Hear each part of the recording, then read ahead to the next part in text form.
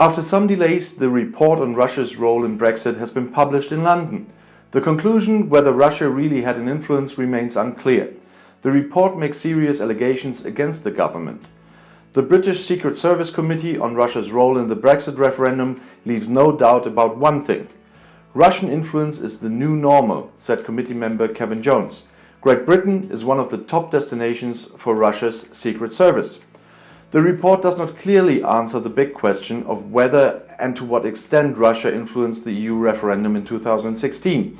It looks like they have tried to influence them, but their impact cannot really be measured, said committee member Stuart Hosey. But from the committee's point of view, it is worse than that. The report shows that nobody in the government knew whether Russia was interfering because they did not want to know. The British government has actively avoided looking for evidence of Russian interference. 10 Downing Street should have known better, the Intelligence Committee said, because there was credible information that Russia tried to influence the Scottish independence referendum in 2014. The report is basically tough on the government. It has been shown that there are no clear responsibilities for the protection of democratic processes in Great Britain. And when it comes to money laundering and large donations, the report concludes that British governments have received Russian oligarchs and their money with open arms for many years. Bill Browder has spoken about this before the committee. Browder is a US-born British entrepreneur who is considered a keen critic of Putin. In the BBC, Browder explained what he thought the Russians' influence was like. I've provided evidence that shows that Russia is not only acting through the KGB, which is now called the FSB, but is using unofficial channels. Oligarchs, people who have become rich through corruption.